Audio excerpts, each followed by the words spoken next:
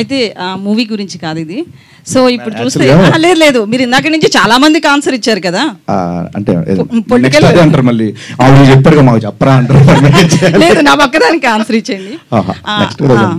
So అయితే political విషయానికి వస్తే, ఏపీ పాలిటిక్స్ విషయానికి వస్తే కనుక స్టార్ హీరోస్ ఎవరు కూడా ఇటు పవన్ కళ్యాణ్ కావచ్చు, మెగా ఫ్యామిలీ సైడ్ ఎవరు కనిపించలేదు మనకి.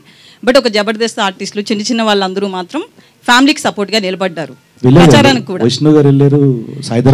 అదే అంటున్నా, మెగా ఫ్యామిలీ తప్ప మెగా ఫ్యామిలీ తప్ప ఇప్పటి వరకు కూడా ఒక స్టేట్మెంట్ ఇవ్వడం కావచ్చు, ప్రచారంలో క్యాంపెయిన్ లో పాల్గొనడం కావచ్చు, ఎవరు కూడా స్టార్ హీరోస్ మెగా ఫ్యామిలీ కాకుండా ఎవరు వెళ్ళలేదు.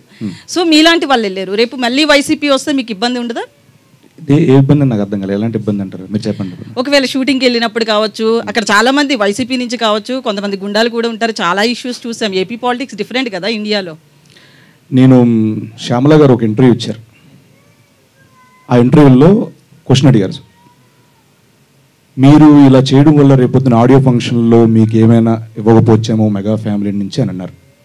ఆవిడ ఒక ఆన్సర్ చెప్పారు, సేమ్ ఆన్సర్ దానికి అప్లికేబుల్ మీరు అడిగిన క్వశ్చన్కి. నేను వినలేదు, ఇప్పుడు చెప్పండి.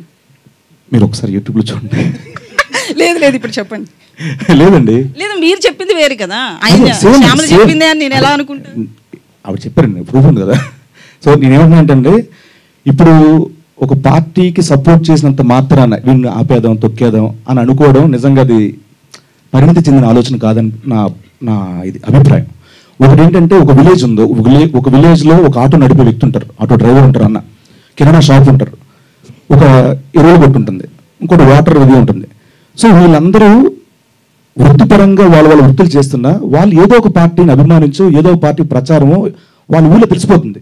బట్ ఈ ఆటో అని వెళ్ళి కిరాణా షాప్లో కొనుక్కోవడం మానడు, ఆ కిరాణా షాప్ అని వచ్చి ఆటో ఎక్కగా మానరు, వీళ్ళందరూ వెళ్ళి ఎరువుల కొట్లో వ్యవసాయం సంబంధించి మానరు. సో ఇది కూడా అంతే. ఒకవేళ మన సినిమా మంచిదైతే ప్రేక్షకులుగానే వెళ్తారు తప్పించి థియేటర్కి.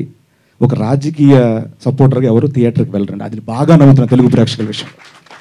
కృష్ణమాచార్య గారు బేసిక్గా యానిమల్ సినిమాకి హర్షవర్ధన్ గారు సూపర్ స్కోర్ ఇచ్చారు, one of the major asset అది.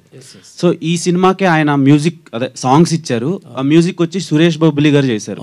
సో ఎందుకు అలా చేయడం జరిగింది, అండ్ హర్షవర్ధన్ గారితో ఎందుకు చేయించలేదు మ్యూజిక్? హర్షవర్ధన్ గారు యానిమల్ రిలీజ్ అయిన తర్వాత 5 బాలీవుడ్ మూవీస్ సైన్ చేశారండి.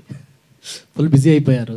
అంటే మనకు సినిమా కొన్ని రోజులు అంటే వెయిట్ చేసాం, 2 months 3 months, బట్ ఇంకా వెయిట్ చేయాల్సి వస్తున్న పరిస్థితిలో then I took step with Suresh బాబులి. మీకు అది హర్షవర్ధన్ రామేశ్వర్ గారే చెప్పారు, బ్రో లేట్ అవుతుంది ఏం చేద్దాం చెప్పండి అంటే, సిచ్యువేషన్స్ పరిస్థితులను బట్టి ఫార్వర్డ్ అయ్యాము. Hi, this is Vaishali Raj, please do subscribe to IG Telugu. Hi, this is Priya Warrier, please subscribe to IG Telugu. Hi, this is Ravindra Vijay. Please subscribe to IG Telugu. Hi everyone, this is Srimukhi. Please do subscribe to IG Telugu. Hi, this is Sarayu. Please subscribe to IG Telugu.